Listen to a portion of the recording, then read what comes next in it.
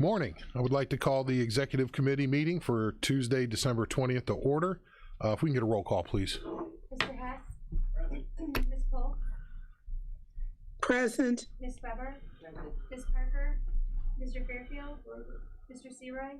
Mr. Carrico? Present. Mr. Fetterling? Present. Mr. Miller? Present. Mr. Long? Present. Mr. Eckhoff? Present. Mr. Hunter? Present. Ms. Foster? Present. Mr. Wheeler? Present. Mr. Alexander Hildebrand? Present. We have a quorum. Thank you. I need a motion to move the County Administrator report up before public comment. Mr. Eckhoff, second with Mr. Long, because Anita has to head out for a prior appointment. All those in favor say aye. Aye. Those opposed, same sign. Motion carries.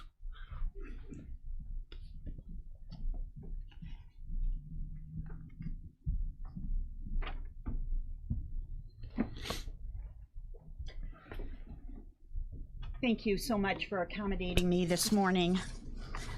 I looked at the calendar and nothing, community services, only then with the holiday everything changed and it kind of messed up my whole day here. So I really appreciate you working with me on this. So first, the regular monthly report in terms of, it's somewhere laying here it is.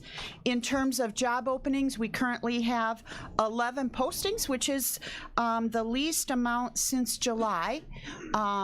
We had several new hires this month. We have new employee orientation today at 2 o'clock. We have 10 employees signed up, 10 new employees signed up, 5 corrections officers, 4 from public health, and a planning department. So you see how that goes from our openings into the new employee orientation. So we'll have all those people set up and ready to go with their effective date of their benefit enrollment date. So that will happen soon. That will happen this afternoon. Speaking of which, new employee orientation was from December 1st through the 15th. That is technically over from the employee side, but from our side on the back end, now what we're doing is sending that information to our payroll processing system, Paylocity, uploading all that, testing it, do some checks to make sure those deductions are correct. So all that's up and ready to go with the first payroll in January. The payroll pay date is January the 10th will be that pay date with that effective date and the new rates that we have. Negotiations, we actually ticked off another one this month and approved the maintenance agreement. I just last night received the red line new contract to review that, and once we get approval on that and kind of go through it, it's really between us. The attorneys are really making sure that it reflects everything that we agreed upon, and we'll get that signed. And then the only one left is highway. We have our next session, which would be our second session, scheduled for after the holidays. So we'll be done for a couple years. So we'll be grateful for that. Let's see, I think that's it with that. The one thing I did want to talk to you about, and you do have a copy of a draft, it is a change in the county's bereavement policy. And that is in a direct result of Public Act 102-1050. It was signed into law on June 9th, 2022. And what that does is alters the Child Bereavement Act, which has been in place for some time. What it allows is 10 unpaid days for a death of a family member, and you can see through the draft policy there what constitutes a family member. Now the portion that says paid bereavement leave, that is a county policy that's been in place. That is not part of the statute. All the dates in the statute are unpaid. It follows closely and refers to the Family and Medical Leave Act in terms of qualifications. So in other words, an employee has to be here for over 1 year and have worked 1,250 hours within the last year. And it is applicable to employers with over 50 employees. So obviously that's us. The draft policy you see here reflects The new act, it's been sent to both our state's attorney's office and our legal representatives at OKGC, which is our open door legal source through ICRMT, our insurance company. So what I'm looking for is an approval from this committee for the revisions to our policy so that we can enact that with the effective date of the new law of 1/1/2023. Is there a motion on that to accept Mr. Polk. Fairfield, Ms. Polk with a second? Any questions? All right. Mr. Hunter? Thank you very much, Mr. Chairman. Anita, how will this stuff be disseminated to your employees? Well, our policy manual is online. It's updated continuously. All new employees receive a hard copy. In addition, when a new policy goes out, we just send it to all department heads to disseminate to their employees. Okay, and I know this thing is right in front of me, but can you tell me how do you identify the family members that it affects? Well, they're listed. If you look at the law, what it references is to look at the Family and Medical Leave Act. So it's defined here. FMLA, same thing? Yeah. Okay. Any other questions? All right, all those in, yeah, Ms. Weber? Carol. Thank you. I wonder, I seem to read that employee who is entitled to take the leave may elect to substitute accrued paid leave. True. Oh, that's good. We're allowing that. Yeah. You know, the law does not require it to be paid. It is unpaid. But if our employees have paid leave, it just seems right to allow them to take it paid. It's a really good idea. I like that idea a lot. Oh, thanks. Any other questions? All those in favor, signify by saying aye. Aye. Those opposed, same sign. Motion carries. Okay, See ya. that's it for me. Thank you all. Bye-bye. Happy Merry holiday. Christmas to you guys too. All righty, going on, public comment. We have 15 minutes in total for all speakers. First one up, Deb Barron from Kankakee.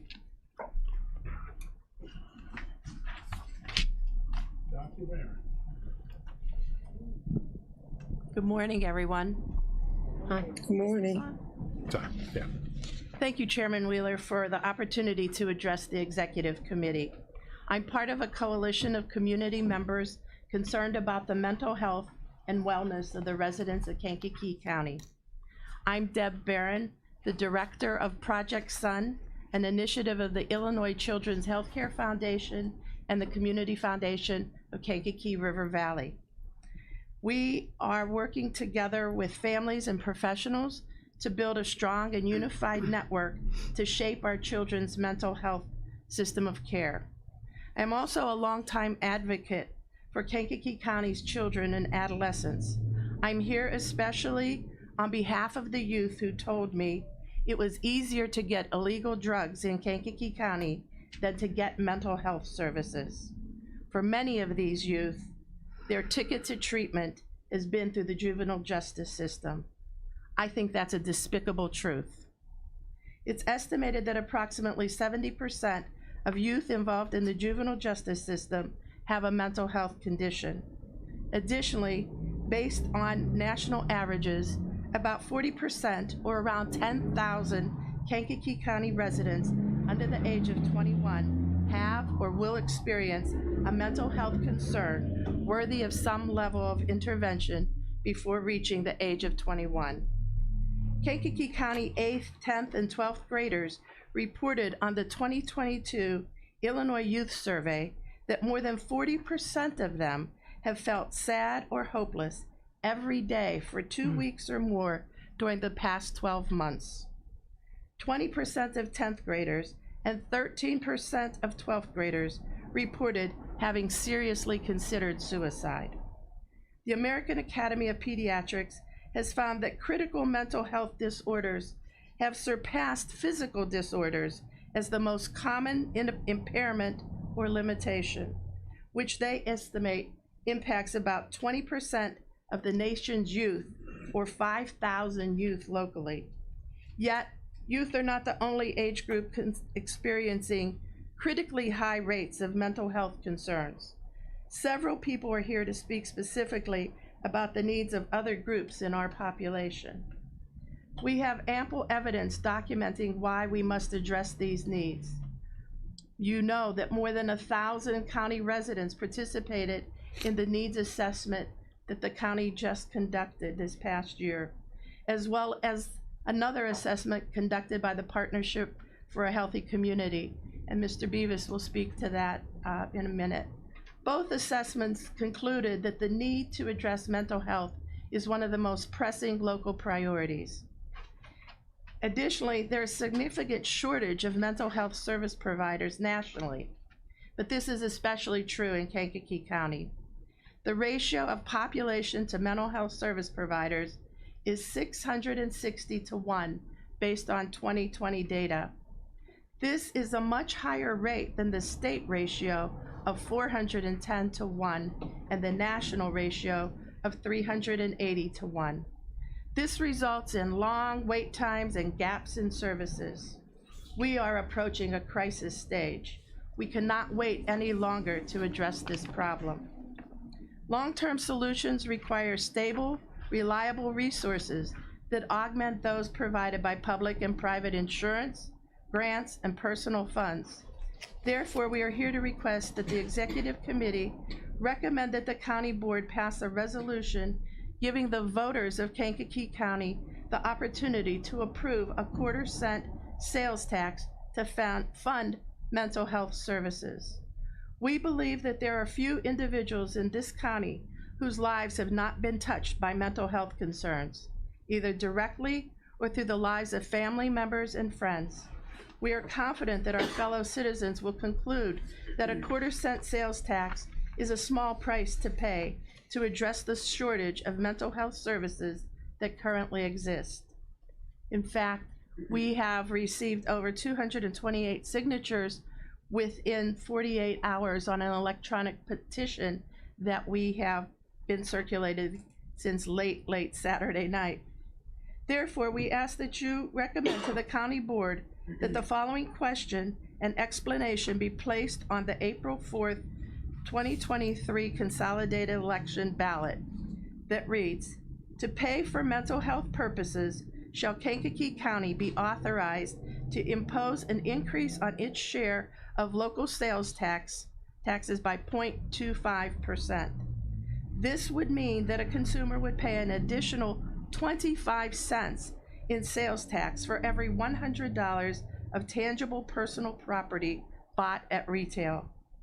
The local government's guide to tax allocation in the packet that we provided answers many questions about this tax, including which purchases are exempt, like groceries, prescription drugs, medical appliance, and items that must be titled or registered. Generally speaking, those are motorized vehicles.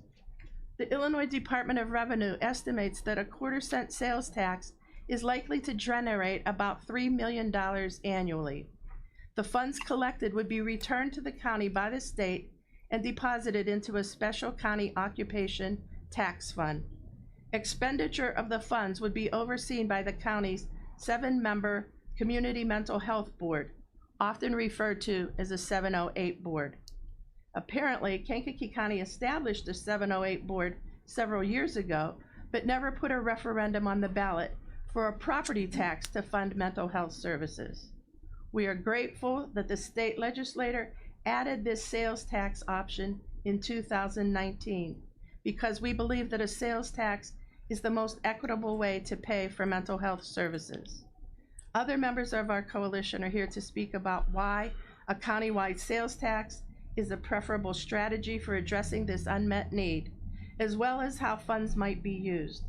We have also provided you with a copy of the programs currently being funded by the Winnebago County Community Mental Health Board with their 1/2 cent sales tax for mental health purposes. Winnebago County is the first county to have adopted the sales tax for mental health. Other counties like Iroquois and Will County use a property tax. Again, thank you for this opportunity to hear us. I hope we can count on your support to give the citizens of this county the opportunity to comment on this important issue, well, to vote on this important issue. Thank you. Next up is Rhonda Showers from Bourbonnais.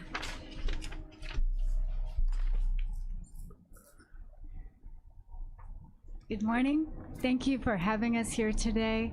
I apologize. I know this process really could use more time than we've given you. And I apologize, it's on us that we're here so late and it's so urgent now, but I appreciate you accommodating us this morning.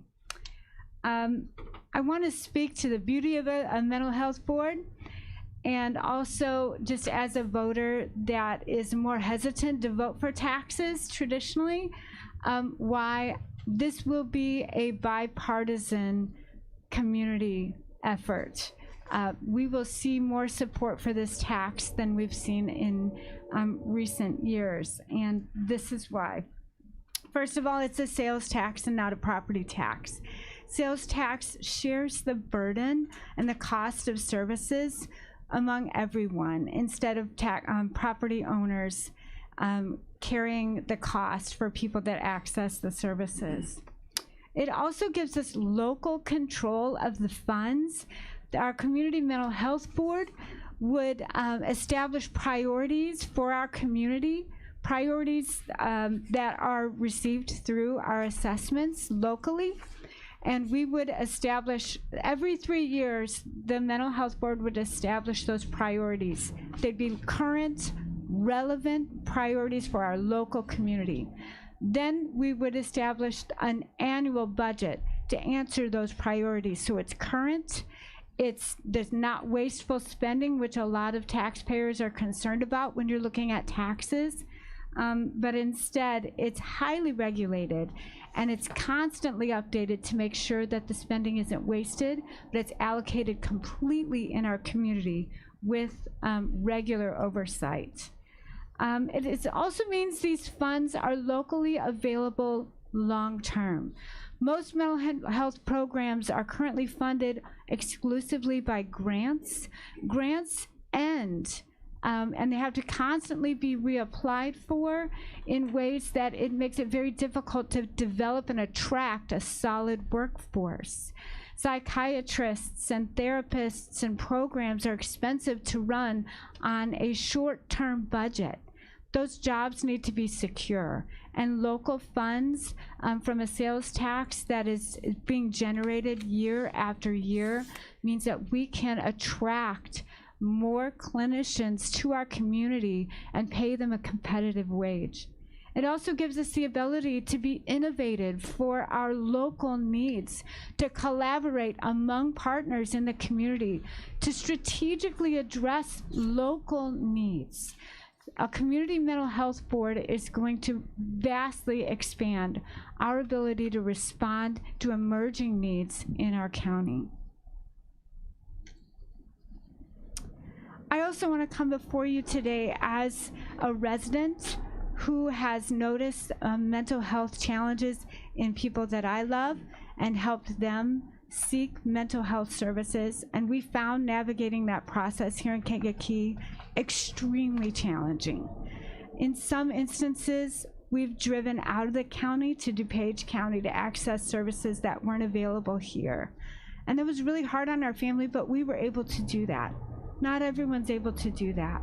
We have the support of counties around Illinois who are willing to help us with this effort. Winnebago County has also partnered with us to help us spread the word to the citizens to gather their support overwhelmingly to request this community mental health board. I founded the Mental Health Network of Kankakee County in 2018 as a resident of Kankakee County who needed to find services and found that we didn't have enough. There were so many gaps in our community that we had to leave the county. That network has grown to over 400 strong, and it's residents from the county on all sides of political issues. The residents in different sectors, faith community, education, business, mental health and service providers, and on and on. We're residents 400 strong who care about mental health, and we're passionate to get the word out because we're ready for local control of our mental health. Thank you. Alrighty, next up is, looks Ario, and I can't read the last name, I apologize. Looks like ER, might be Eric. Eric? Oh, okay, Eric Peterson, sorry. I have You must terrible be, you handwriting, must be so a no doctor, problem. the way you write. Yeah. No, I'm just kidding. I wish. Good morning, everybody. I'll try to keep it brief just because I know that there's some other professionals here that I would really like to hear speak in regard to the approval of this quarter-cent sales tax for mental health services. Again, my name is Eric Peterson. I am the CEO of a nonprofit called Project Headspace and Timing. We primarily connect veterans and their families to mental health resources. The last veteran that I had in Kankakee County that attempted suicide was around Veterans Day. It was just before Veterans Day. Luckily, I've been able to form relationships with Kankakee Police, Manteno Police Department, Riverside Hospital, and St. Mary's in trying to create a veteran advocacy program to connect to veterans in crisis as early as possible. The issue is, as was stated before me, we're limited by the funding. As a nonprofit is concerned, a lot of the time you spend so much time in fundraising that it can take away from a lot of the other efforts. But one of the most beneficial things for myself and our organization since coming to Kankakee County was relying on many of the people in this room with the Mental Health Network in providing that access to care to the veterans that really need it. In the time that I've been working with veterans and served a countless amount of veterans, every single time so far we've had to send veterans out of this county and out of this state to try to get them the help that they need when I know it could be provided right here. I've been also working on initiatives to encourage veterans to want to move to Kankakee County just because of, one, how pro-veteran Illinois is as a whole, and all of the pro-veteran services, organizations, and people that make up this county, plus the increasing amount of veterans that make up this county year after year. In addition to that, we also started a mental health podcast, and in doing so, the craziest part about it was there were so many figureheads of this community, leaders of their organizations that had come forward and spoken with me offline to talk to me about the podcast, because we talk about things like depression, suicide, and access to care locally. And so many of them had so many heart-wrenching stories about their own battles with mental health, and every single time it ended the same way with saying, please just keep this between us, which I always will, and I totally understand. But as a community, I believe that happiness kind of revolves around three fundamental things: health, wealth, and worth. And approving this tax would focus directly on the health and worth of the people that make this community so great. So I sincerely hope that it can be approved, and I really appreciate everybody's time. Thank you. Al Swinford, Manteno.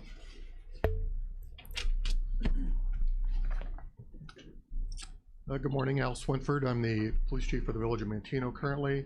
Prior to that, I was with the sheriff's department for 27 years. Yeah, I want to do the same thing. I just want to take a moment to express a law enforcement perspective for support of this project. As most of you probably know, mental health is a huge challenge for law enforcement. We're making strides to improve officer training in that area, but we will never make these officers experts in mental health. We need to get mental health professionals at the scene of these incidents. Statistics show between 10 and 40% police are more likely to use force in mental health calls. And you know, you can just turn on the news about any time and see what happens. When the police use force, there's a greater likelihood that somebody's going to get hurt. Either the officers are going to get hurt, or the person suffering from mental health is going to get hurt, or a family member. So we need to get people at the scene of this other than police officers. You know, I always kind of equate it to a car accident. You get in a car accident when you leave here and break your leg, a police officer is going to respond. Do you want that police officer helping you with your leg? Probably not. I don't. We call professionals in, trained, qualified, professional people to come in and fix that. Mental health calls, not so much. We send police officers and kind of say, good luck. I hope it turns out okay. We need to get professionals either to replace police officers or to respond with police officers at these scenes, and this project could accomplish that. So from a law enforcement perspective, this would go a long way to helping. So thank you. Thanks. John Beavis from Bourbonnais. Thank you. I'm going to take a slightly different approach here for the new members of the board.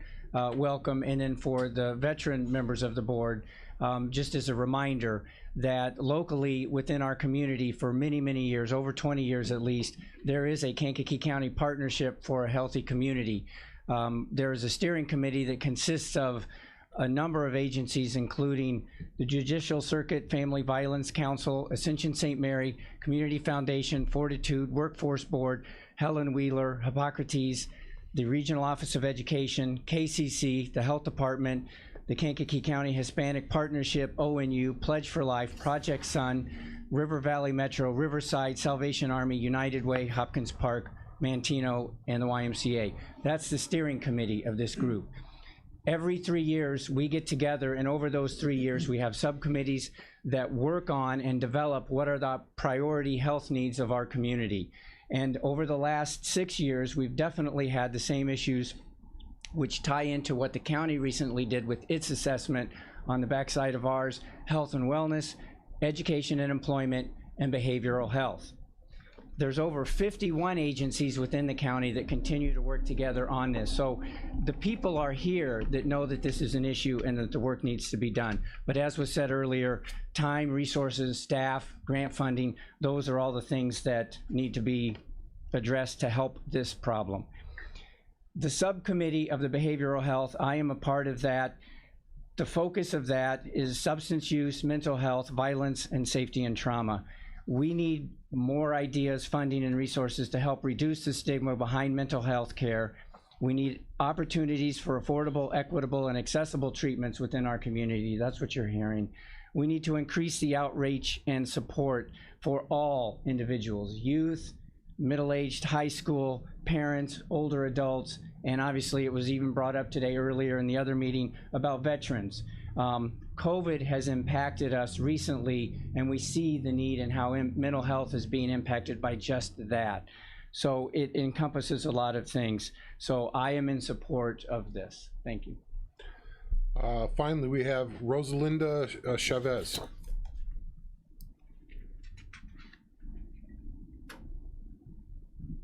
Good morning, everybody. So I'm going to bring a kind of a personal aspect as to why this is such an important thing that we must do.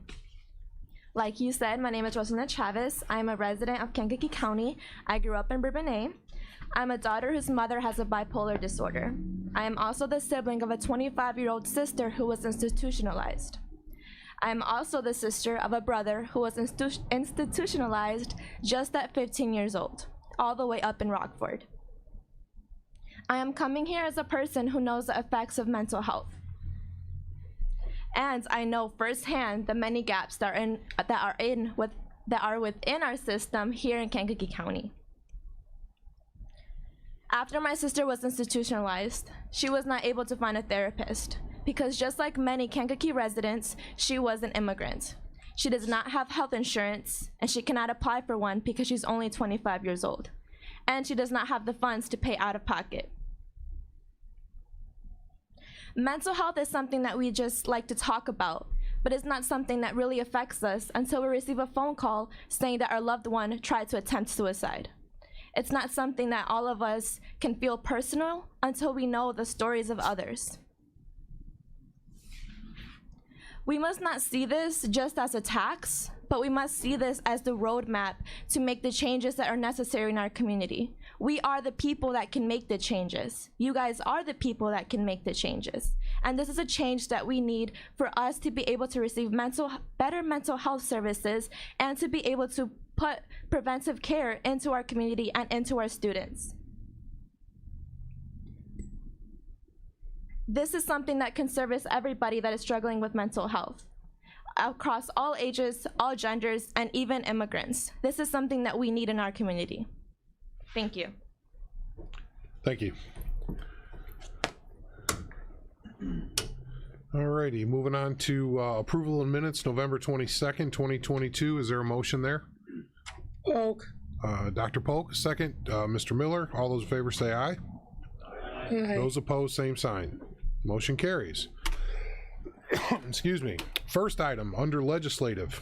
I have something here that some may find interesting to talk about. This is the reason I bring it in front of the committee now is because there's a chance it could come in veto session. I think it'll come back, this bill, probably in the new year, but I need to get the approval of the board in order to be able to craft some sort of resolution, if you so choose to do so, regarding HB 5855. As you see it in your packet, this is I'm trying to think of what the media is calling it. It depends on which media source, but the assault weapons ban is basically the way that it's being portrayed out there. So you see it as it's introduced, and obviously I think you can tell I don't support this, and there's not a whole lot, even people across the aisle who are gun supporters are saying this is the most draconian in the United States as it exists. So I'm just here for a discussion and then a motion at some point if you want me to craft something per your instructions out of executive committee. This is a policy committee that the board would adopt from. So with that, as it's stated here, basically you got to be 21 years of age to receive a FOID card, unless you're a a veteran, I believe, or I want to make sure I've got my notes correct here. Yeah, United States Armed Forces or Illinois National Guard member, you cannot have a FOID card. So they're basically saying you're old enough to die for your country, just not protect yourself or your family. So we can take a look at that if you'd so choose to comment on that.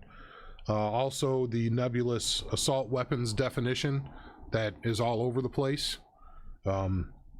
Usually assault weapons is traditionally meant one pull, many bullets. And all the weapons that they are banning, I believe here, are one pull, one bullet. Pretty much, in my opinion, unconstitutional from the word go. Everybody has to register. Really? Is that what we're doing now? I mean, this is, it's their most restrictive, as I said, in the U.S. It does nothing to enforce current laws and mental health issues. It's a major part of this. If you look at all the shootings out there, what was it? Half of all gun deaths are suicide, ban mental health issues to address them. I mean, think about it here. Half of all the gun deaths are from suicides. Then the other half, basically, was it 3% in 2015, a study out of Cook County?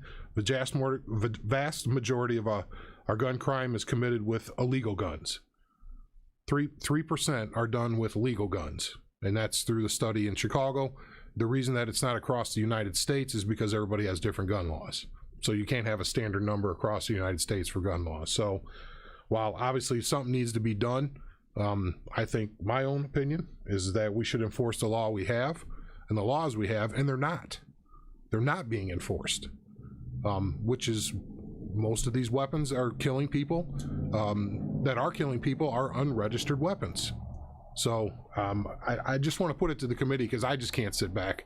I want to be able to tell our legislators what we think and have them advocate on our behalf as citizens of the county. So from that, is there any other comment? Start with Mr. Eckhoff first. Thank you, Mr. Chairman. I agree with what your comments were, and I'd actually like to go ahead and make the motion that we officially make a resolution to oppose HB 5855. All right. There's a motion there. Is there a second just on the motion? Then we can talk about what it needs to say. Mr. Featherling is a second. Okay, now let's do this. All those in favor of an opposition say aye. Aye. Those opposed, same sign. Motion carries. Now let's define opposition. And how would you like me to go about this letter and in the terms of putting it up, not a letter, more like a resolution, and then communicate with our legislators, Mr. Featherling? I'd like to see it go more towards not fighting the law, but not having a law at all. I mean, the assault weapon is, the definition is way out there. They're talking about 50 caliber. I don't know. There's too many 50 calibers around unless you're in the military. Yeah. That's a cannon, basically. Yeah, well, I agree. So who's going to have one of those? Number two, I just waited 18 months to get a FOID card. It took the state to get me 18 months to get me a FOID card. Again, a re-upped one. It expired over a year and a half ago, and it took them that long to get it to me. So how are they going to go?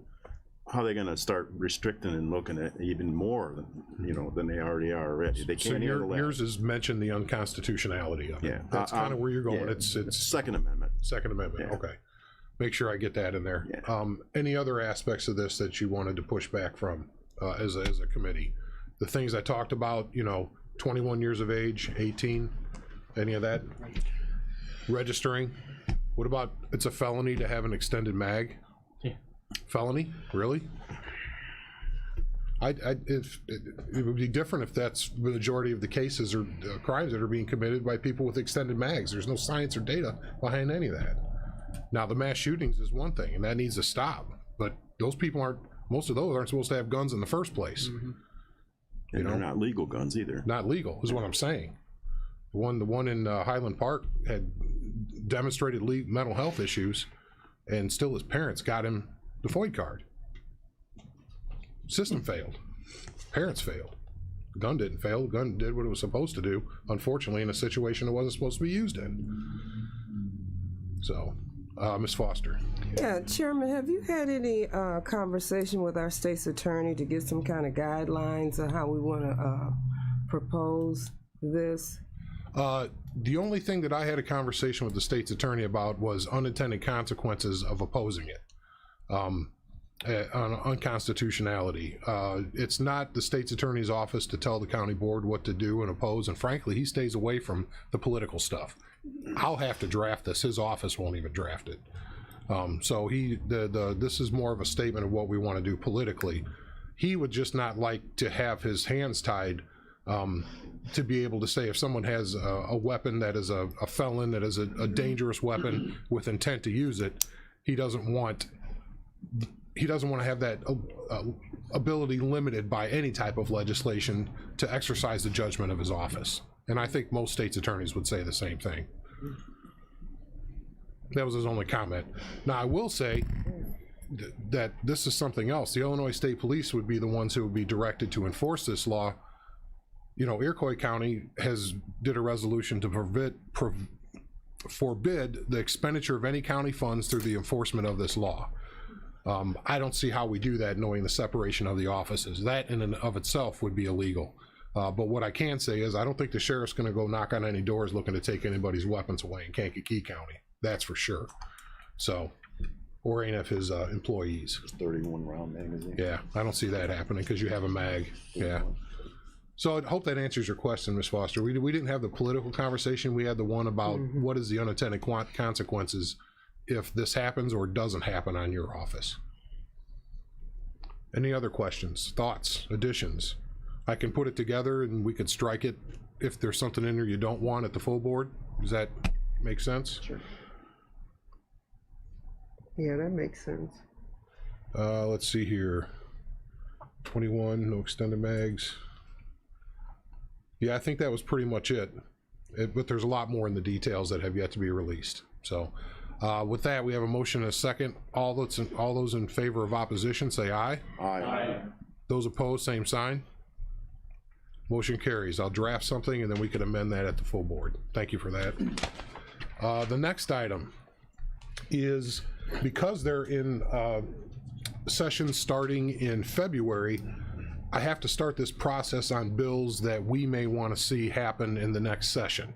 There won't be time between now and then because you first have to go draft the bill, have it go through LRB, then it goes, you know, get your sponsors and co-sponsors and all that stuff lined up. So the reason I'm talking about this now is because we're planning work at the courthouse, and we have been working at the courthouse.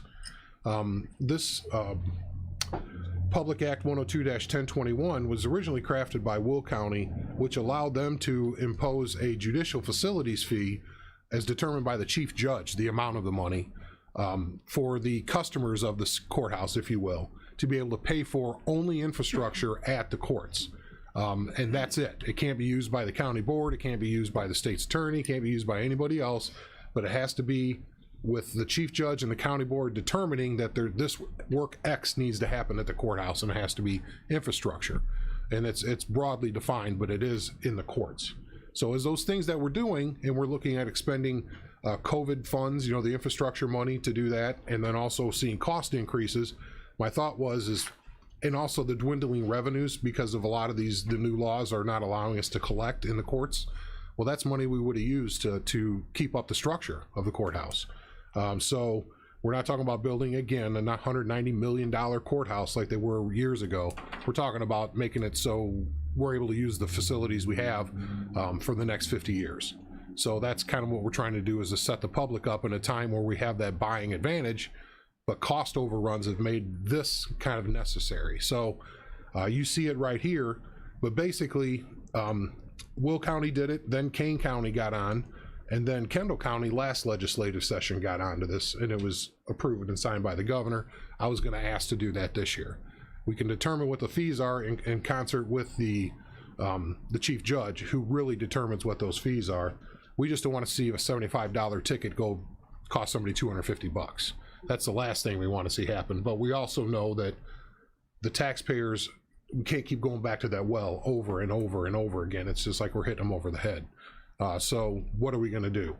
And this was my idea, was to get our legislators, and then if you approve this, the next item would be, I've identified somebody to carry this between all legislators down in Springfield. So we'll talk about that.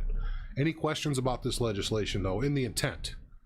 Trying to use COVID money and then potentially this, which is a bondable source of alternate revenue, and then we could actually do the things that we needed to do, really to set the county up for a long term and not have to spend any more money on infrastructure at the courts. For example. Well, it could be, you know, the big call there's traffic. You know, we keep talking about that. It totally inundates the building. If traffic was off-site, then we would have a courtroom off-site. And we know the census was wrong, so we know we're going to get a judge back, okay? And we know that future censuses will bring us, is it censi? Anyway, the future censuses would bring us another judge down the road. And so, but we don't have enough courtrooms for that. So this would allow us that flexibility not to have to go out and do this again in 10, 15, 20, 30 years down the road. So the decisions we make today could actually mean savings for taxpayers all the way down the road. That's kind of the way we're approaching this project that we're looking at the courts, because that's going to continually evolve. So, any other thoughts, Mr. Eckhoff? Thank you, Mr. Chairman. And it's just a fee for those people that use the system. It's not a fee for everybody else. I just want to make sure that's out there. Yeah, it's a user fee at the courts. Yeah, basically. I think Will County was $30. Of course, they had a $250 million courthouse they were trying to fund, but I don't see it being that much, but it's really a discussion with the chief judge. Mr. Long? Thank you, Mr. Chairman. Could we also consider the software as part of the infrastructure, the maintenance cost of that? I think it's possible. I'd have to look in actually the fine print of the Public Act to be able to see if it's I defined. guess the question any is, further. can it be software or does it have to be bricks and mortar? I am assuming that, this is only me assuming, that when they built the Will County Courthouse, that was all put into it. It was a wired building, if you will. They just didn't spend the infrastructure and then go out and do this. That would be very helpful for us going forward. Very much so, yeah, very much so. Yes, sir. Aren't they considering software part of infrastructure now? At times. I thought yeah, they at were times. doing Yeah, that. like right now we're Stuff going I'd read. to be pulling, and yes, it is. It is part of the infrastructure. I just have to look at when this Public Act was written. Okay. The good thing is the person who wrote it now works for the company who's helping us with building projects. So I'll just call her up and see what the intent was. You know, so she was chief of staff at Will County at the time. Okay. So, so should be able to get an answer on that pretty quick. Any other thoughts here? Yes, sir. I'd like to make the motion that we do that. All righty, so the motion is to allow me to pursue this with our legislators as something that the board is interested in, okay? Yes. We'll do, that's a policy thing. Second, Mr. Long, and then all those in favor say aye. Aye. Aye. Those opposed, same sign. All right, associated with that, I don't know, some people may know we had a long-term agreement with Al Ronan as our lobbyist. Al was a great guy. He really delivered for us. In working with Al, that's how the entrance to CSL happened. That's how the Armour Road project happened, getting us in the Capitol bill. That was the county board working with our lobbyist. And we got some great help from our legislators, but really that was where the heavy lifting happened.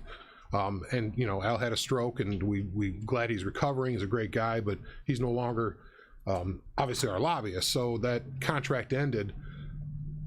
In looking at this situation for what we just talked about, we're going to need someone running around down there. We obviously, I'll get with our legislators for us here and talk with them about it, but we're going to need someone to run around to get to everybody.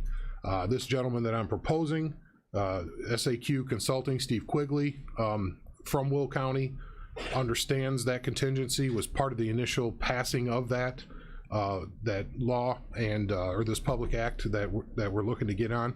And he agreed that he would engage with us only for this first session. It's not a whole year thing. So it's basically a 6-month contract through the end of June.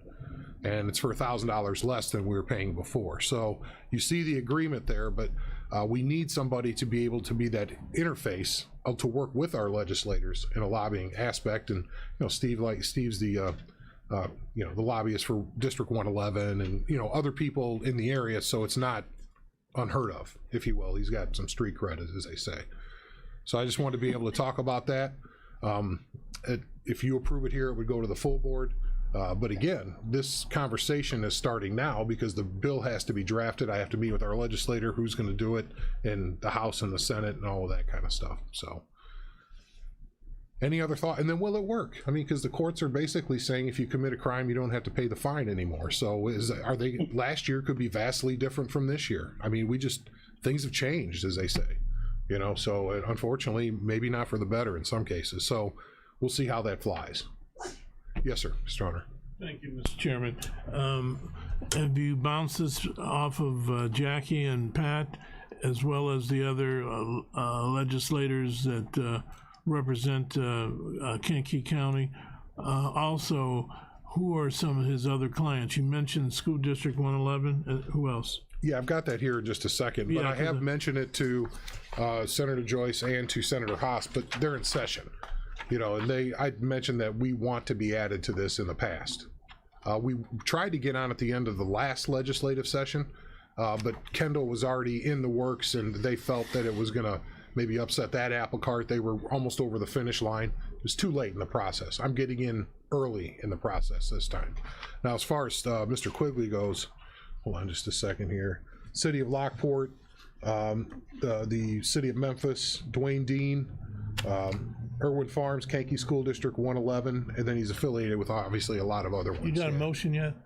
No, I don't have a motion. Mr. Hunter, go with Mr. Featherling.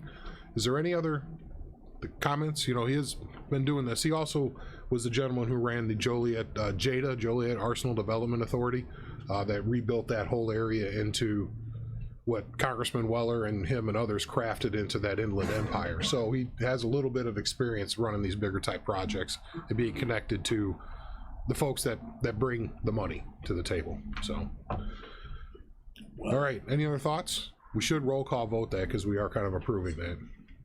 Ms. Polk? Aye. Ms. Better? Aye. Mr. Fairfield? Aye. Mr. Carrico? Aye. Mr. Featherling? Aye. Mr. Miller? Aye. Mr. Long? Aye. Mr. Eckhoff? Aye. Mr. Hunter? Aye. Ms. Foster? Aye. Mr. Wheeler? Aye. Mr. Alexander Hildebrand? Aye. Motion carries. All righty, and we'll see how things go with this. You know, it's only a 6-month agreement. Yeah, so it's dipping our toe in, kind of seeing if we're going to date before we get married, so to speak, and might be a good way to go. Yeah, yes, sir. Have we been without a lobbyist all this time now since the stroke? November 30th. His daughter took over. Okay. And so She came here, right? Yeah, she came here. Yeah, and so our agreement ended November 30th. Okay. And so after this, we're going to kind of decide what's a longer term arrangement. Are we going to sit tight?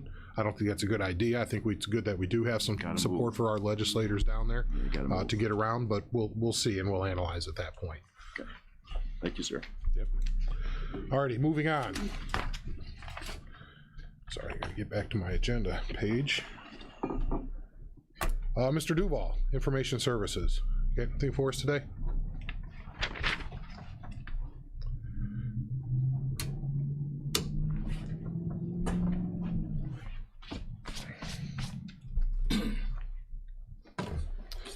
I'll keep it brief. I know you've had a long day. Specifically, I wanted to let you know we're still moving forward with all the network upgrade. We've completed this building. I believe I stated that we hope to do that last meeting. We have successfully completed the upgrades in this building. We're now moving on to the annex building.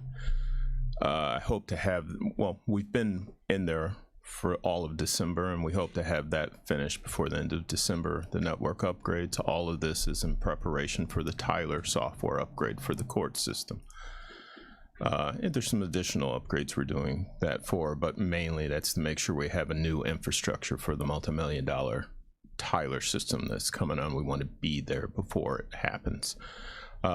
Specifically, I want to address something Mr. Featherling brought up, and I want to make sure that I assure you that everything's covered. You questioned about the construction in the courthouse and about any infrastructure to deal with the servers.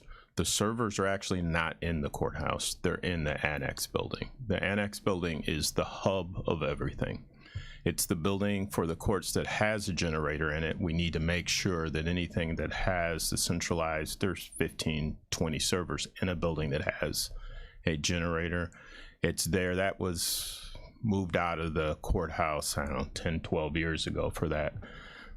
Mainly for that reason. At some time we may move it back to the courthouse, but that would involve other projects that the chair would need to do with generators and the whole nine for there. But I wanted to assure you that everything in the courthouse for the servers are in a building that's secure. None of that will be affected by the construction.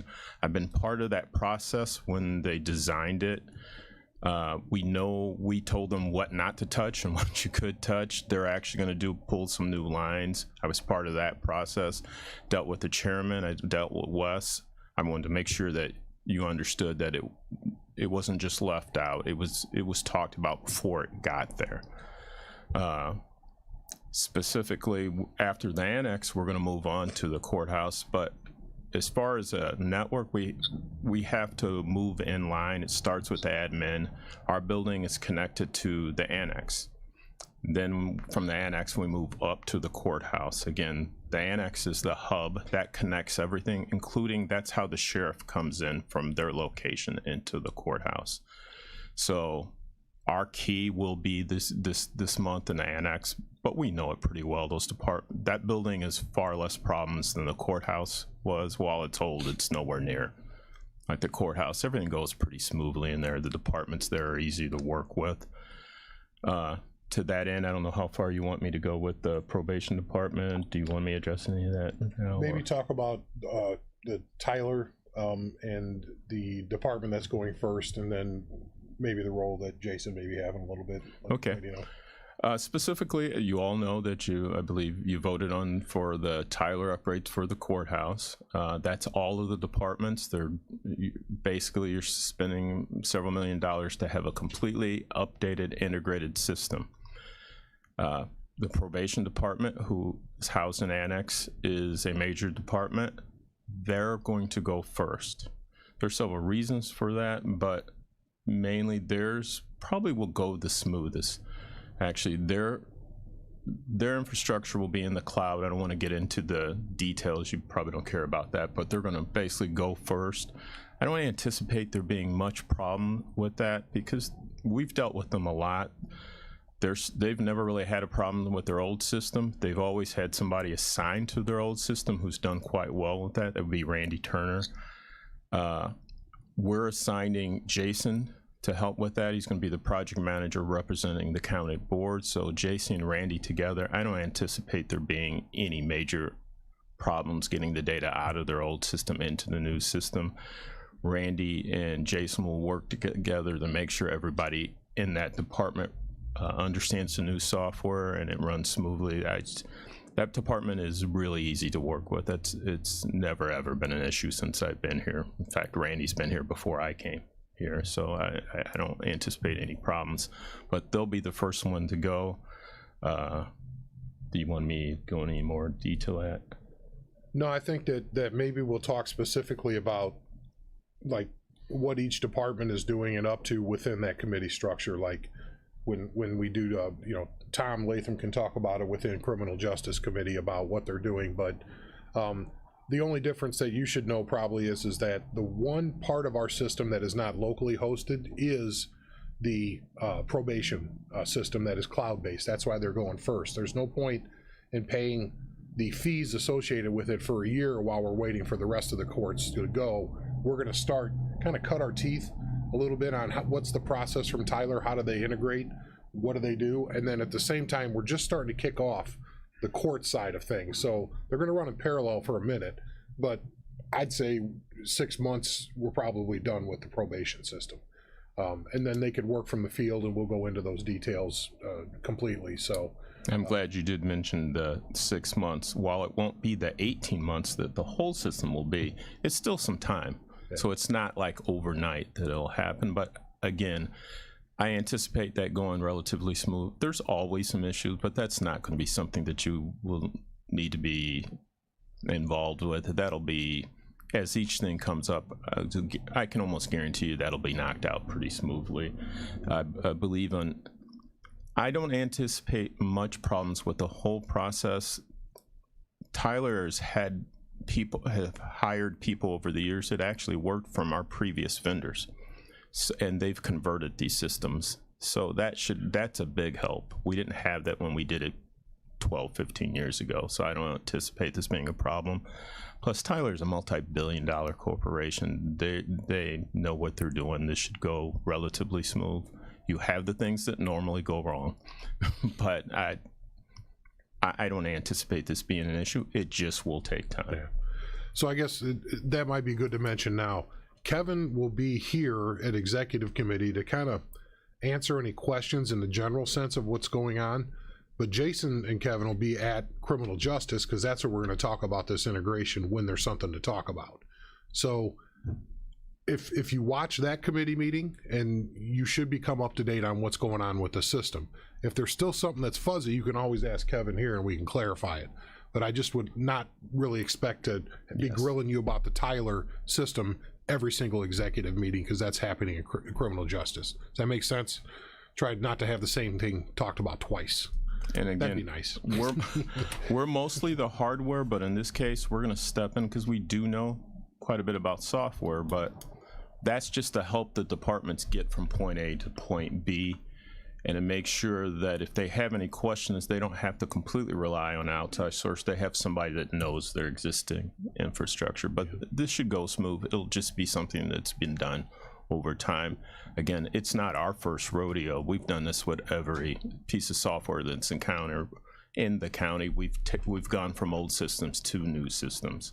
So this is not new to us. We know how to do this, and we're glad that vendor that was chosen is the one that was chosen, because that should be the smoothest outcome. Because ultimately, what matters is it communicating with the state of Illinois, and Tyler has most of those contracts. So we know once we get converted, the issues that you were hearing from Sandy or whatever, that things weren't working, that was the problem. They go away. So. Yep. Alrighty, well that's it. Any other questions for Kevin? It's exciting times, and probably the biggest project we've had, I would imagine. Absolutely. IT-wise. Yeah. Absolutely. Yeah, but definitely most expensive. I can tell you that for sure. Absolutely. All right, thanks so much, Kevin. Thank you. Mr. Beavis, Health Department.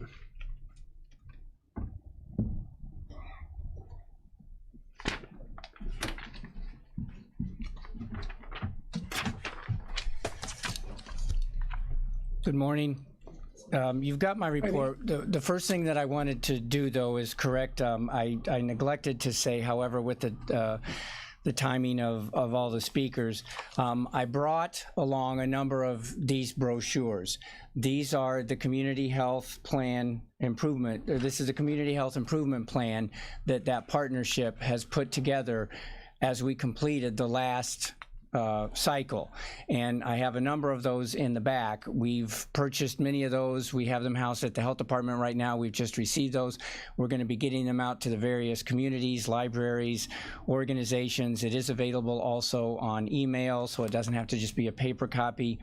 We can make those available so that you can see. It describes who we are, what we do, why we do it, and then it focuses on those three health issues that obviously the behavioral health is a big component of that, and then it shows all those different agencies that currently work on that. So I just wanted you to know, before you leave, please take one of those.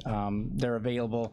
It's great. This is something that goes on underneath the water every day, every week, every month, every year. It isn't something that was just a one and done kind of a thing. We continue to do this, and hopefully, we can fix some of these health problems and move on to other health problems and start to fix those. But, we can only tackle so many things at one time, and the three biggest health issues, were tied into the ones that are mentioned there. So I wanted to make sure I corrected that. Thank you.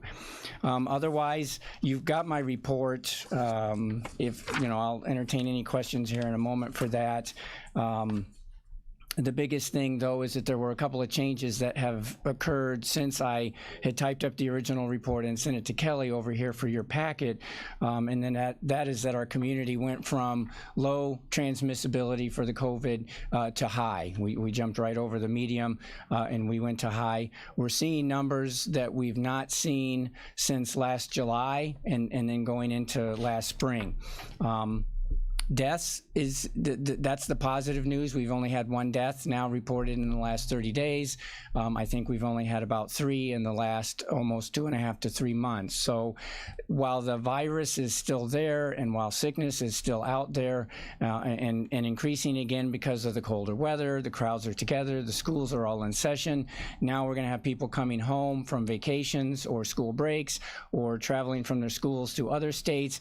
They're going to be bringing that virus to you. And there's other viruses out there, including the flu, RSV, strep throat, bronchitis, upper respiratory diseases that are out there and prevalent that we've not been experiencing the last couple of years because we were more diligent in wearing our masks and hyper-focused on the COVID.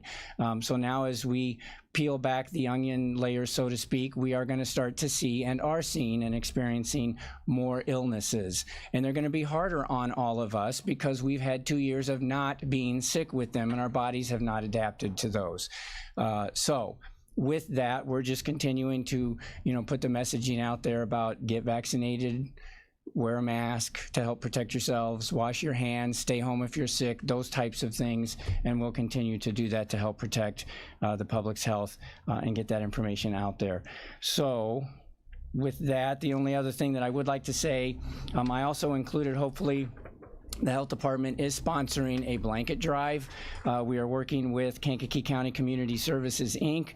and Catholic Charities. We have a barcode that is part of that. We've made that available on our social media. Individuals can go to that location. They can purchase a blanket. It gets mailed to the health department, and then we get it to those agencies, and they get it out to the individuals in our community that needs it. So we thought it would be a neat idea. It's something easy, doesn't cost us any money.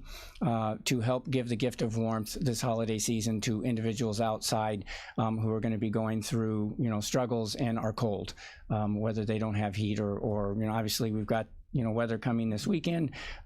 Individuals that are homeless and out in the open are going to be suffering. So with that, I'll take any questions. Mr. Hunter. Thank you very much, Mr. Chairman. John, how much are the blankets? Do you know the cost? The blankets range anywhere there's a variety that can be ordered. They're anywhere from $10 to $20-ish. There might be taxes on there. So individuals would order those. They come automatically to the health department upon the completion of the sale. Once we receive those, we hand them off. We've been getting them daily, and then we hand them off in equal numbers to both these agencies. Can we buy one through you? Can I buy one through you if I give you the money?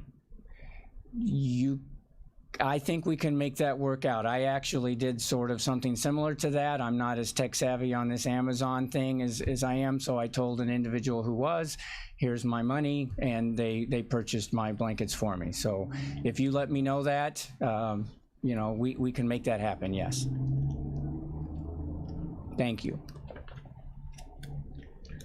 Any other questions? Alrighty, thank you, sir. Merry Christmas, Happy New Year. Yep, you too. Merry Christmas. Was this your wastewater report, John? Was this yours? Yes.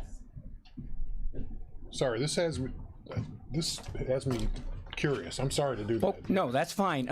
Actually, I included that. Thank you for bringing that up.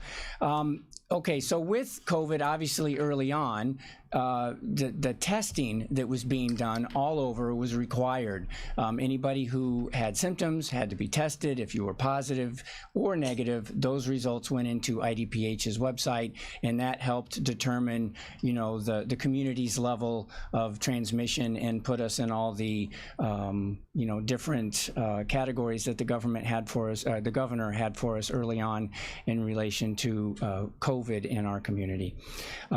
So as the testing, we have more home tests that are available, and so we've lost complete control in essence. If you're all doing testing at home, whether you test positive or negative, and you do what you're supposed to be doing regardless of your result, you're not contacting the health department or the state health department, and so we don't know. So the positive cases that we are seeing in our community right now are just the tip of the iceberg of what might actually be out there in terms of true COVID positive cases. But we have so many new things now or to help prevent that, as I talked about earlier with the health prevention. So one of the things that the IDPH had recently started a number of months ago was that they go into a number of communities, and Kankakee's wastewater treatment plant is one of those, and they test the wastewater for the virus of COVID as it's shed from us as we're sick and in the bathroom, and flush that down. And it, you know, people think, well, it goes away. Well, it goes down to the waste treatment plant, and you can test for the virus. And so because we are not always able to know what exactly is going on because of the testing, since we are seeing a rise in our cases, and this document that we receive periodically from the Illinois Department of Public Health shows that the virus shedding into the wastewater is also going up, it does kind of give us an indication that we would be expecting, if we didn't know otherwise, hey, our cases might be going up soon, and maybe we need to change some messaging or something like that. So this is a new component. It's not a be-all to the end-all, but it does add another tool to the toolbox. Okay. Thank you for bringing that up, because I thought think it was it's interesting. fascinating. Yeah, I was looking at it, and so this is actually live virus. Yes. It's not the what do you say, the remnant of a dead virus, no pun intended. Well, it's able to be pulled out and sampled and tested for, at least in the essence that, you know, now whether they can test for other viruses or do and don't, obviously COVID is the one that's the biggest one right now that everyone is more focused on, you know, than the other ones. So, yeah. Mr. Featherly. Yeah, John, if that's a live virus, is that going into the plant or coming out of the plant? It may not be a live virus. I'm just saying it could be tested for. Let me find out for sure that is the case. I don't want to start creating any rumors now all of a sudden that the virus is along with the alligators and or something, you know. Stuff yes. Yeah. I was under the impression that bleaching and chlorine would actually kill the virus. From the start. Remember the president said drink Clorox or whatever it was. That would be if you're cleaning surfaces and things like that. But if you are sick and the virus is in you, then the virus is growing, mutating, and you are going to then expel that out when you go to the restroom. Well, I don't want all the fish in the river to get COVID then. I don't know how that works. I'm concentrating right now on the humans in Kankakee County. I'm not going to worry right now about the fish in the animal life. Well, it's health, isn't it? How do you put a respirator on? It is. I don't get it. Okay. But I don't know that studies are being done yet on those. If I hear, I'll let you know. Well, they're laughing all the way back in the back there here. As far as you know, they're not. Okay. Yes, Mr. Kirkstra. Yes, Mr. Chairman, and John, isn't this the same process that they were using? I believe they were using it on the East Coast of the United States, and also something that they were doing in the beginning of the COVID epidemic to trace it down for its increase and to try to locate problem areas, that they were using the same thing there. The technology is there. I I would not doubt that, and I know that there have been other stories recently in the news, this year in regards to another example would be, I think in New York with polio. Increases of cases of polio, and I think it's because of those types of testing that they do in the wastewater that they're able to try to determine that. Doesn't necessarily tell you how many polio cases you may actually be getting, but it's showing the presence of, so that there is a risk of. Yes. Sorry about that. I didn't mean to go into the weeds on that so deep, but that's Mr. Smith, sorry. Yeah, I'm curious. With the people that are getting vaccinated, you show the amount of deaths. You don't show the amount of deaths of the people who died from COVID that were actually vaccinated, which is curious to me. And then as far as wastewater, if people are getting vaccinated, why is this number not going down? Vaccinations do not prevent you from getting COVID or other viruses. It helps reduce the risk of the severity of it. So regardless of I'm vaccinated oodles of times, and I got COVID. Okay, many people have and will. In regards to the first, what was your first point?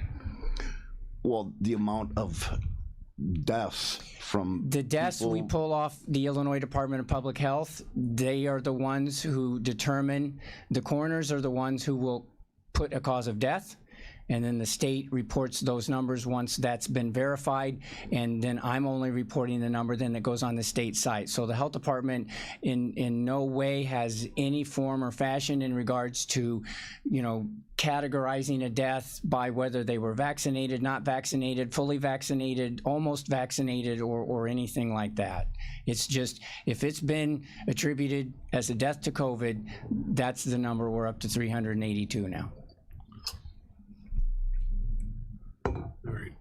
Appreciate it, John. Not sure if that's answering your question or giving you a satisfactory answer. I'm not sure. Maybe then I understand In my opinion, where it's you're not going. quite satisfactory, but it's what we'll go with. Just because you don't have all the information that I'm asking, and I'd be more than happy if you want to talk to me after and clarify something. I could maybe look into that for you and try to get you a better answer. That might be a good idea. But in lieu of, me trying to guess or not understanding. No, I understand that. I So was you're curious. saying there's no direct data that says in any particular region that X amount of vaccinated people have still succumbed to COVID? I am not aware locally within Kankakee County and or the state of Illinois that is how the deaths have been reported out. Correct. And I thought cause of death was from the hospital, not necessarily coroners. Well, they have to sign correct. off on Yes. it. But okay. Yes. All right. Obviously, the death certificate is what says, when that goes down to the state of Illinois through deaths and births and that agency, it's reported as a number, it goes up on the board, and then ultimately we will see that. And in many instances, sometimes they're changed, and we'll get dumps, weeks later, sometimes months later. There could be shifts in the number that all of a sudden we have less deaths than we thought we had, or we have a bunch more deaths than we thought we were supposed to have, and all of a sudden it's because there were corrections made to the data after the fact. Appreciate it. Good questions. Thank you. And thanks for bringing that up for the VAC, Karen Smetansky.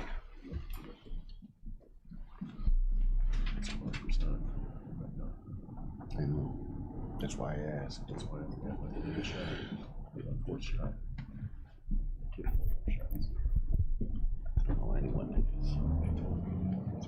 Morning, everybody. Morning. So I'll make mine really quick. We had a great graduation last Thursday. We have taken in 2 more veterans into Veterans Treatment Court, and new office is great. We're going to start some driver training. We have 3 drivers currently. We've had them for quite a while, but we're going to do some driver training through the university, Western Illinois University. It's an online training starting the new year. And pretty much the report states itself, and I don't need to keep you all here any longer than you already been. So, any questions? Merry Christmas. How's Any that? questions for Karen? Merry Christmas. Do we have anything? Monthly report? Yep, it's all Yep. attached. Monthly report, a motion to approve or accept the report. Mr. Featherling, Mr. Fairfield, all those in favor say aye.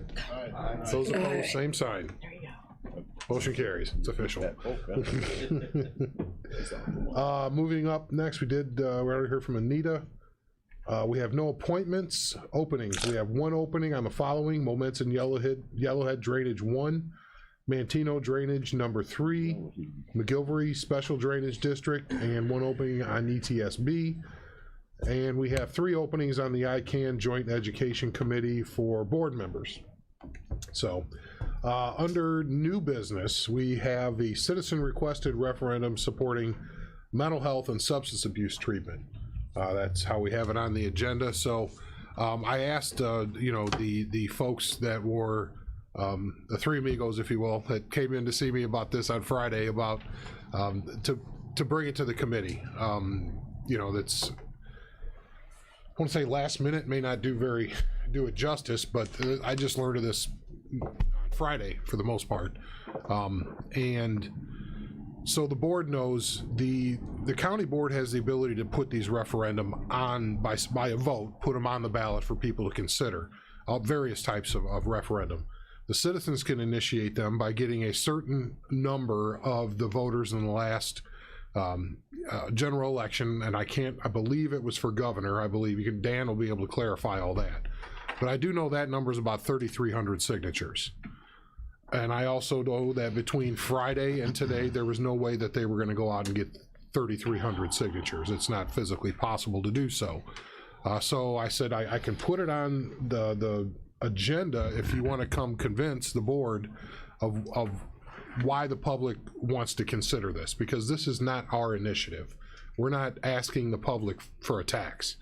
The public is asking us to put something on the ballot, and I think that's an essential distinction to note. While some of us here may believe in this mission, I think you all know that I do, just the way I was grown up in the Helen Wheeler family. There's and associated with the folks who were running and dedicating their lives at Duane Dean, we've seen this for years and years and years. And we saw it in our needs assessment that there's gaps in the system, funding being the most major one. So I'm not going to advocate for this. I'm not going, because we can't. That is not our role and responsibility as being an advocate. We're forbidden from doing so in a public referendum, nor would I. But I said, bring it before the committee. They're going to be a public outreach entity if we so choose to allow to send it to the full board. But I did tell them that it's a very tough for me to, as a voter, to even say that 0.25% is, it's a tall ask in an economy like this. But I think that personally, I think the need rises to the ask and surpasses it. But that I can't just say that. I think we need the public to tell us what they want us to do. And I also think 3,300 is a mountain that's way too tall to climb in a weekend. But I do think that maybe by the time the full board gets here, we could see a substantial amount of signatures that may allow us at least to, let's say, the public does want to make a decision here for or against this particular initiative. So with that, I guess the group is here to answer any questions about any of what they're talking about. I just want to make sure you knew this, that this is not something that I'm advocating for. I need them to tell us that the public is advocating for this. And I said, maybe we look and see what you got over the weekend as far as signatures, and then try to come up with, is a substantial number, if you will, for the full board to let everybody know that, not just this committee, that the public is behind this. Just at least the behind the idea of making a decision, yay or nay. It's a very, very delicate situation, because I don't want you think that I'm advocating for this, because it's really improper for me to do so on a referendum from this position. But I think I'm all for advocating for people to have the opportunity to put things on the ballot. And so with that, I just had one question for the group. Why did you guys wait until Friday of last week to come before us? Because it would have been much better to have a couple of months. And I've got to ask that because they're asking me. So honestly, because we're very naive. We've been talking about this for almost 3 years, over 3 years. It's been on the table as a strategy, a priority for Project Sun when we started the program. And some of you know my family is involved in politics for many years, in campaigns, but I always thought you didn't start on a new one until after the other one was done. And so as soon as the November election was over, we started saying, okay, we really need to get serious about this. We wanted to bring it now because the problem isn't going away. It's only getting worse. We tried to convince the chairman that we could not wait another year. If we put this on the ballot in 2024, it will get lost with the presidential election that year. And this way, it's one of the few things that'll be on the ballot in April, aside from some local municipal elections. And we can really get out there and educate the public and bring, I think, something to the voters that they really want. And I know it's a difficult time, but really a penny on a $4 drink or burger, or, you know, that's really not going to be a high impact on people's budgets to put out a quarter of a cent, but yet it'll have tremendous impact on our community. So it really was our naivete, and we just, by the grace of God, were in there to see Chairman Wheeler on Friday, and he's like, how can you do this to me? I'm putting the agenda together right now. And he challenged us to go out and get signatures, and so we worked all weekend to put something together, because we really weren't prepared either to act quite this fast. But you just got to take the opportunity when it's there, and we hope that you will give us the opportunity to go out and give our citizens the opportunity to address a very serious problem that has been well documented and recognized. Mr. Hunter. Dr. Barron, can you give me or amplify on your $3 million that this is going to generate? What does your budget look like, and give me the breakout? Very, very roughly, Commissioner Hunter, we have talked about one of the I think most significant uses are what Chief Swinford talked about. If we put a social worker in every department, some police departments, sheriff's office, a cadre of people who would be there to respond in crises, that in itself will take up probably $1 million to do that adequately. Another $1 million we figure would go to help provide mental health professionals in our schools. We have 2 child and adolescent psychiatrists. One is hospital-based, and the other one is community-based, working out of Riverside Medical Center. The Helen Wheeler Center hasn't had a psychiatrist on staff for almost 3 years. So we believe that this money could be used to help bring those level of professionals to the community through a number of different avenues. And again, we've got about 10, 12 school districts. It would not be far-fetched to spend another $1 million on that. That would leave us about another $1 million to deal with all of the other issues, one of the big ones being the need for respite care for families dealing with a loved one on a mental health journey. I know Chairman Wheeler has asked about substance abuse services.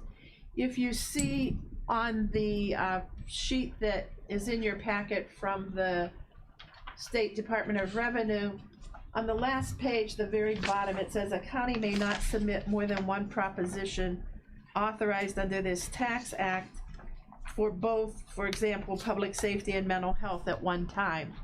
So we are not specifically asking for funding for substance abuse treatment at this time, but that Citizen Community Mental Health Board will be able to define mental health, and the definition of mental health technically, if you use the medical definition, does include treatment for addiction.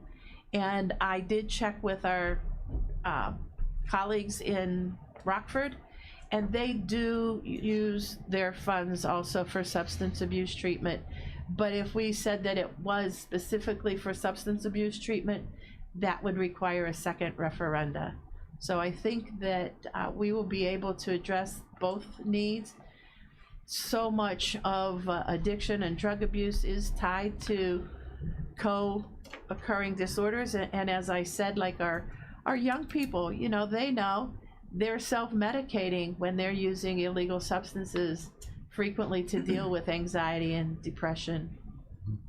That was specifically why I asked her that question, because they're so tied together. We've seen it because of the relationship we have with mental health out at the jail, that if they're not seeing the psychiatrist to get their meds, then they'll still see a psychiatrist, maybe from the same organization, but they're going to see them out at the jail because they've offended because they're self-medicating. Yeah. And it's not just a one-off. It happens a lot. A lot. And Yeah. I know, well, when Judge Erickson was chief judge, he just repeatedly said, I wish we could have a mental health court, because we've seen so often how many times, and I have personal experience with a close friend, that you call the police because they don't know who else to call, and the police come in, and one of my very close friends lives out in the western part of the county, and the police show up, and her son goes to his truck and gets his long gun, and now he's pulled a gun on police officers, and unfortunately in his case that just turned into a multi-year downward spiral until the young man died by suicide. And we don't want to see that happen. Right. Any more questions? I guess Mr. Eckhoff. Sorry. So my first question, the 708 board, it says in their literature that we have 7 members. Is that a board that was created by the county and we appoint those members? We didn't create a 708 board. We had a mental health board. Okay. And it's kind of just sitting there, much like the ethics commission was just sitting there before we appointed people to it and got it going. I believe, and this is just going back from about the time period, we had to have gotten some grant that required a mental health board at the time, because half of the board are not still with us. Okay. Living, and so we already have the shell of an organization. I haven't checked membership or anything. Okay. Because it was just Friday. All right. So I haven't had a chance to look at that was a part of the first question. Yeah. But if we don't, if it somehow doesn't meet the definition, that is a requirement that once the referenda is passed by the voters, then the county has to create this 7-member board. Because that money would go ahead and flow to the county. So then the second question is, so is the sales tax forever, or do you have a sunset with the sales tax? You could have a sunset for the sales tax, but we would recommend against that, because unlike a facility tax, which could also be covered, this problem isn't going to go away. We just need to I just want to know for verbiage. Yeah, so. we could, I mean, potentially, I know Rockford does have a sunset clause on theirs, and they said, the problem's not going away. And so if we're going to do this, let's do it once, and if it ever needed to be increased, then it would have to go to referenda to increase it. And we're starting at the very lowest increment of taxation. Thank you. Ms. Foster. Yes, Chairman, and to Dr. Barron, hello. I just want to say, as a retired DCFS worker, I have carried children all across the state of Illinois looking for mental health services. And it really does families disservice when they live in Kankakee and their child is way down in southern Illinois. So, I do believe that this is a referendum that we do need to have on the ballot and let the good citizens of Kankakee County vote on it, because we need it. Mental health is just tearing up families left and right. Is that a motion, Ms. Foster? Yeah. Okay, well, that's a motion. Is there a second? I need to get a second before we can continue conversation. Dr. Polk is the second. Steve, I think let me go around first and see if anybody has anything. We'll go back to second time. Okay, Mr. Hunter. Yeah, I was wondering, is her motion to move this to the full board, or is your recommendation to approve this with a positive recommendation to the full board? I think we need to have, it has to go to the full board, is that my understanding? Yeah, it would have to go, and sorry, I want to make sure I have to speak in the mic.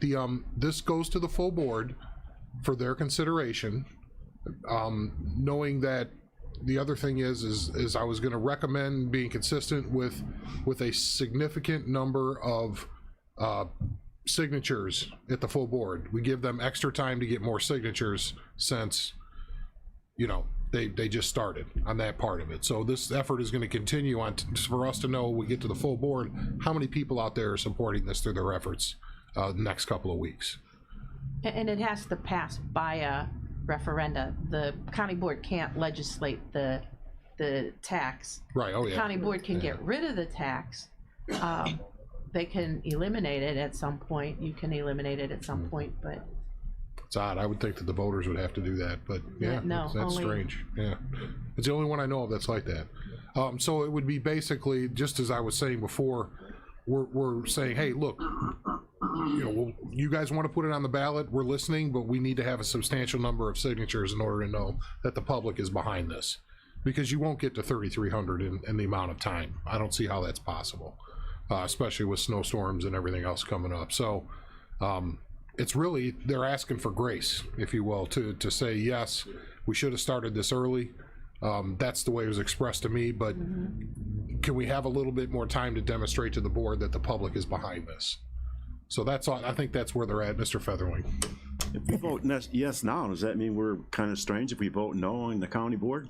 Not necessarily, because if they come in and they've got 230 signatures instead of 225, we already have 245. Okay, 250 instead of 245. Went up about 20 while we were sitting here. Okay, but you see where I'm going with that. You could still vote no if you feel that there's not enough. This was just dropped on me right now. Exactly, just like on Friday, I had no time to call. It's like a big old curveball coming at me, and it's like I got to think about it. I got to read up on it. So the good thing is that there has to be conversations with the state's attorney between now and then. If you're as executive committee saying yes, our needs assessment was valid, it did speak on this. You could say I agree with giving them more time to get some more signatures to show us, or you could vote no and say, you know what, the process is the process. You got to have 3,300 or else I'm not listening. That's your call as board members. Okay, well, we have to go by all kinds of rules here. It's got to be posted 48 hours. Everything's got to be done, and bam, walk into a meeting and somebody hits you with a quarter sales tax.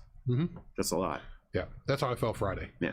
So it was one of those where I said, how do I best serve the public who wants this, the public who wants to say no to this, and the board that wants to be able to have the information and make the decision to put it on the ballot. This is what I came up with. I'd like to see the motion reconsidered.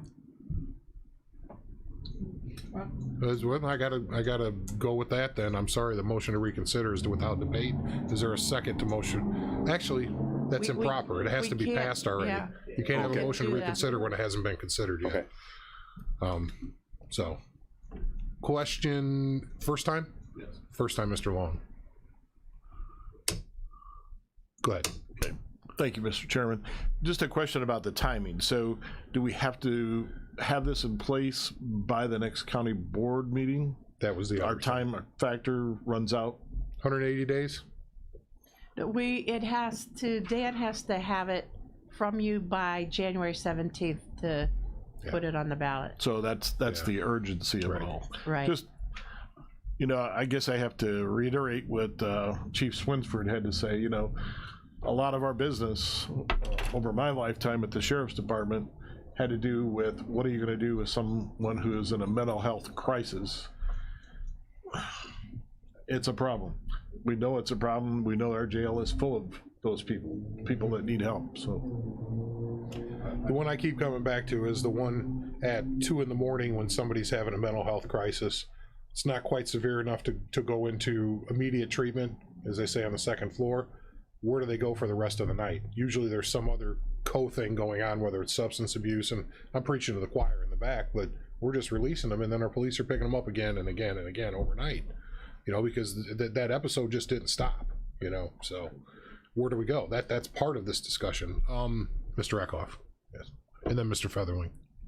Thank you, Mr. Chairman. I have no problem with this going to full board. I will go ahead and vote to allow it to go to full board. I'd like for the organizers in the back to go ahead and get as close to 3,300 signatures as possible, because it shows that the community is behind it, and I will be looking at the number for signatures, just because I don't like taxes, but I understand it in your terms. So I will vote to go ahead and push this to full board. And can I, the number I got from Dan was a little over 2,800. It was? Okay, all right. Confirm all that, all language stuff between now and then. So we'll have all the questions answered, because I still have a few.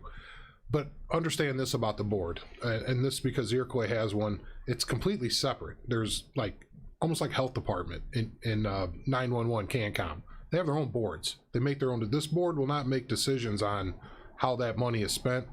We will just levy it on behalf of that board. Does that make sense? And can I, a 3-year plan has to be submitted to the state, and with an annual update for exactly how the money is going to be spent. So there's a lot of accountability for how the funds are used. Yep. Is it Steve's job then? So will the money run? No, through that's us and then be distributed like. Mike on that, please. I'm sorry. So would that be an extra job for our finance department to handle? The money would go through the finance department. Probably the compliance would go through the finance department, but the reporting would be all on that board to produce it. And if they miss their own filing deadlines, that would be on them. But I think I'd know who appoints that board, so there'd be accountability to that. So, yes, sir. Let's go with Mr. First time for you, correct? Correct. All right. Yeah, you get to wait. Well, in my years as a police officer with the Sheriff's Department, I noticed a lot of mental health and substance abuse occurs in domestic violence, and that's one of our major issues in this county right now is domestic violence. So I think this would be a good thing to go forward with, and I'll vote for it. All righty. Any other questions? Your mic's on now, Mr. Featherfield. Number one, I understand where these guys are. This is my fear from this no bond thing. You know, where guys are going to be going. You guys are going to have to send 2 guys or 1 guy or 2 guys to go pick up somebody. There's going to be some guy there with a gun on the other side of the door, and you can't see him, and something's going to happen. I don't want to see that kind of stuff happen. Talk with Sheriff Downey about it. You know, it's a really, you know, serious consideration of mine.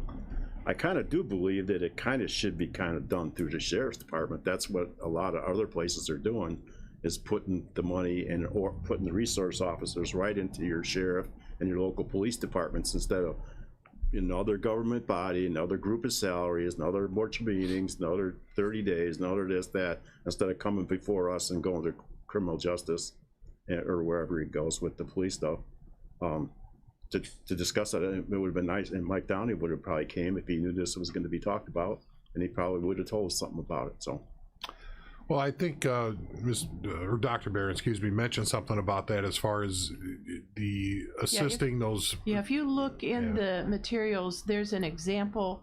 Rockford there's a partnership with the Rockford City Police and other police departments where the board would grant funds to however the police department or the sheriff's department, but that is an allowable activity that could be funded with these funds. Right. So instead of the county board funding it, it would come from this board. From the mental health tax. From the mental health board, it would fund those resources. I imagine within the medical wing, I don't know how that would be housed within the various departments, but you know, I don't mean to slight like Herscher or Essex, but maybe the County West shares one, and then, you know, I mean, they would make all those decisions though, but the money would just flow through us. That's the way it works. Per that state law. It seems to me it has more oversight than most things. I'll Sorry. go with Mr. Hunter first, and then back, you come back to you. Oh, Go ahead. hallelujah. Yeah, man, I was just waiting. Colton, thanks a lot for clarifying the motion on that, because what we're actually doing is you're not saying yes, but you're moving this thing for consideration for the entire board. So that, I'm cool with that. And for some particular reason, I remember, I'm not sure if it was when Judge Erickson was around, I was on some kind of committee, and that particular issue came up in terms of mental health services for the respective police departments, in terms of they wanted to do some training for all the officers in terms of mental health and stuff. So, you know, I think there's a definitive need for it. You know, I just wish, you know, this had been brought to us a little earlier. So, and also, I was wondering in terms of Dr. Barron and how will you underwrite the cost for selling this project to the masses? We definitely will have to raise money to do that, because the grant that I'm funded under prohibits lobbying. But we can use local money to do that. We have some discretionary money through the community foundation that we can use. I personally will take a reduced hours of my paid position and volunteer my time, as well as Rhonda Showers. We will Rhonda's, you know, is like amazing. Rhonda's everywhere volunteering. I love her. She's amazing. But maybe you can take some hints from your son in terms of home rule. Yeah, he says, Mom, I do one referenda a year. This one's on you. I think that passed by 70%, I think, if I'm not mistaken. 80, 20. Like So yeah, I know they worked very hard, and we hope to develop a similar cadre of soldiers.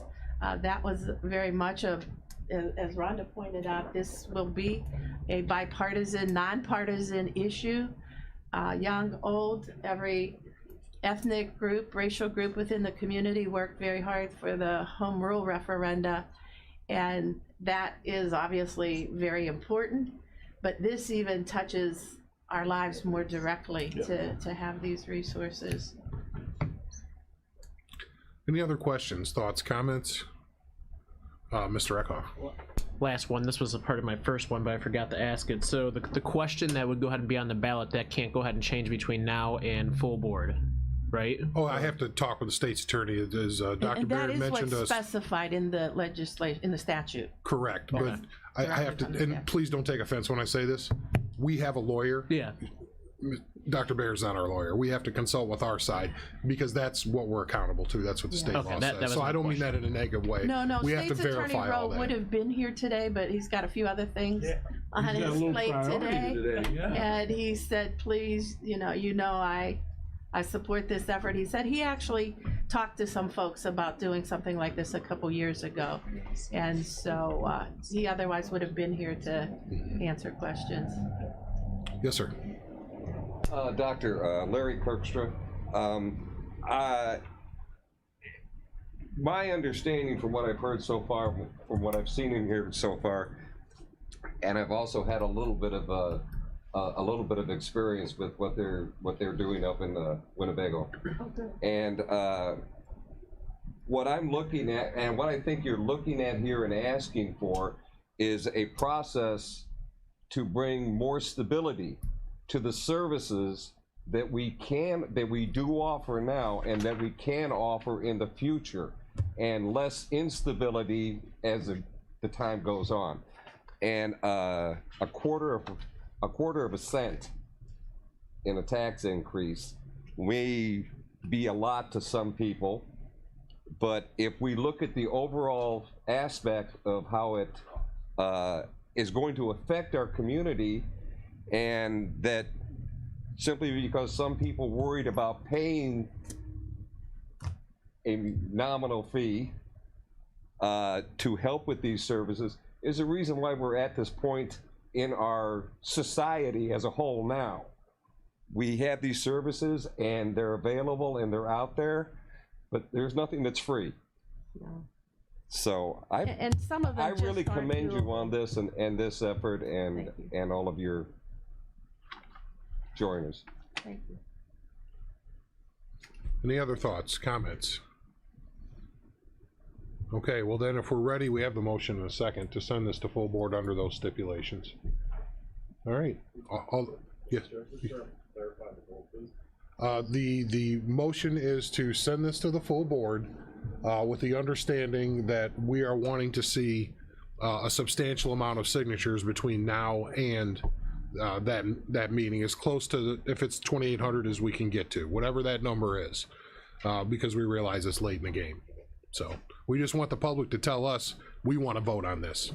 Yes or no? And by the way, I think you are correct. It's going to be the number one thing on all the ballots. It will be a true indication of what the public feels about this effort. Right. Yeah. So, all right. All those in favor, say aye. Aye. Those opposed, Aye. same sign. Motion carries. All right. Thank you. We'll talk about We'll this get again. busy. Yes, we'll talk about it again here in a few weeks. Any old business? I guess a motion to adjourn then. Polk. Dr. Polk, Mr. Long? Yes. All those in favor say aye. Aye. Those opposed, same sign. All right.